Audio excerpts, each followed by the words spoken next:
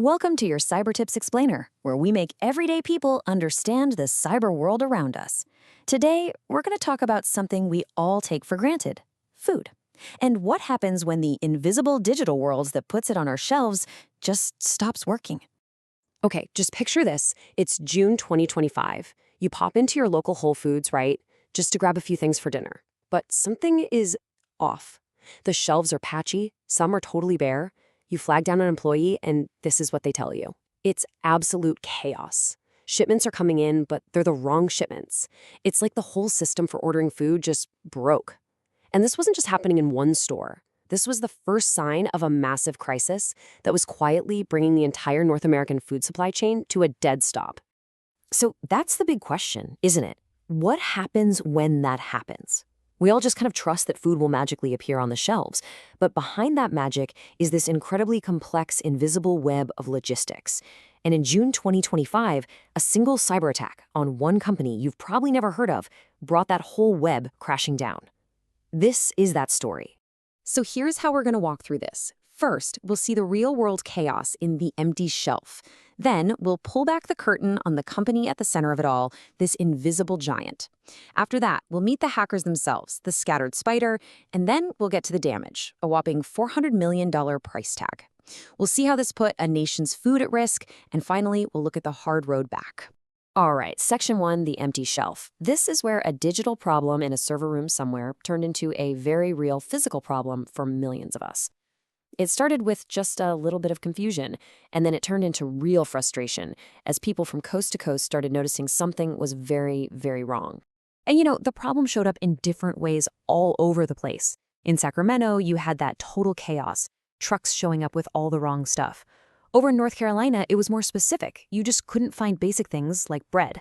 And it wasn't just hitting the big guys. Small, independent places, like a community food co-op in Washington, had to actually put up signs telling people about the bare shelves because their main supplier just went offline. And behind it all, the truck drivers, the people who actually move the food, were literally being told to stay home. Nothing was moving. Which leads us right into Section 2, an invisible giant falls. See, to really get how one single problem could cause this much trouble, you have to meet the company at the very heart of this whole mess. A company most of us have never heard of, but whose work we depend on, literally, every single day. They're called United Natural Foods Incorporated, or UNFI. Think of them like the central nervous system for the entire health food industry. They are the essential middleman that connects thousands of different food suppliers, from tiny organic farms to big food companies to the grocery stores where you and I actually shop.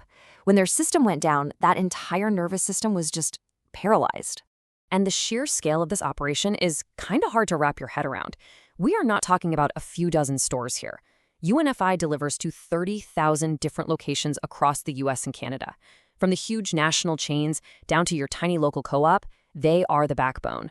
So, a single point of failure hits 30,000 different stores. And how do they do it? With a massive network of 58 distribution centers. We're talking 31 million square feet of warehouse space. That's like, over 500 football fields filled with food? When the attack hit, these huge, bustling centers just stopped. The buildings were there, the food was there, the trucks were there, but the digital brain telling everything where to go had been shut off. And what's inside these warehouses? 250,000 different products. Everything from organic produce to vitamins to all those specialty items you see. That variety is what makes a modern grocery store so amazing, right? But it's also incredibly complex to manage. And when the system that handles all that complexity gets taken out, the entire catalog of modern food just stops. So who would do this? Who was behind it? That brings us to Section 3, meet the scattered spider. This is where we get to know the digital ghosts who figured out how to flip the off switch on a huge chunk of America's food supply. The whole crisis played out over 3 incredibly long weeks. It all started on June 5th, when UNFI's tech team spotted someone in their network who shouldn't be there. They made a really tough call. They shut everything down themselves to stop the hackers from doing more damage. It took a full 10 days just to get the basic ordering systems back up. And it wasn't until June 26th, a full 21 days later, that things even began to get back to normal. 3 weeks. In the world of fresh food, that is an absolute eternity. Pretty quickly, experts started pointing fingers at a group called Scattered Spider. Now, these guys aren't government spies or anything. They're criminals, and they're in it for the money. They are specialists who go after huge companies, retailers, insurance, airlines, anywhere they can cause maximum disruption to force a big payday. They are very, very good at what they do. So how they break in? Some crazy, advanced piece of hacking software? Nope. They probably use the oldest trick in the book, social engineering. This isn't about breaking down a digital wall. It's about tricking a person into just opening the front door for you. It could be a super convincing fake email, a phone call from someone pretending to be from IT. It's all about manipulating people. So think about that. A multi-billion-dollar food supply chain wasn't broken by some brilliant piece of code, but by exploiting basic human trust. All right, Section 4, the $400 million price tag. The human cost was all that frustration and the empty shelves. But the financial cost, well, it's just breathtaking. Let's really look at the numbers to see how devastating being offline for 3 weeks really was. First up, just lost sales. UNFI figures they lost somewhere between $350 and $400 million in revenue. That money is just gone. For 3 weeks, every order they couldn't take, every truck they couldn't send out, it all added up. That's millions of dollars just vanishing into thin air every single day. But it gets worse. The hit to their net income, so their actual profit, was between $50 and $60 million. This is the money that really matters to a company's health. It's a direct blow to the bottom line, all because they were locked out of their own systems. This is the kind of number that gives CEOs nightmares. And then there's this number, which I find just fascinating.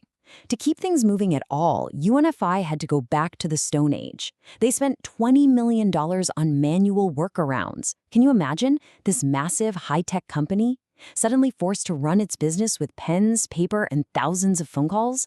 That $20 million is the price of being thrown back into a world without computers. Now for Section 5, a nation's food at risk. Because as big as those financial numbers are, this story is way bigger than just one company's bank account. This attack showed just how connected our food supply is and how many of us depend on this one invisible giant. I mean, the ripple effect was huge. Obviously, you have Amazon's Whole Foods, since UNFI is their main distributor. But you also have giants like Target and Walmart. And check this out, the U.S. military. UNFI supplies the grocery stores on military bases for all 4 branches. Suddenly, a cyber attack on a food company becomes a national security issue. And then it goes all the way down to the small co-ops, the thousands of suppliers left hanging, and of course, all of us. And this whole mess really teaches us about 2 huge risks. The first is third-party risk. Whole Foods and the military might have amazing cybersecurity, but who cares if their main supplier gets hacked? Your security is only as strong as the weakest link in your entire chain. And the second thing, which is unique to food, is the race against spoilage. If a car factory gets shut down, the car parts just sit there. No big deal. If a food warehouse gets shut down, the food rots. It's a permanent loss. That makes the stakes so much higher.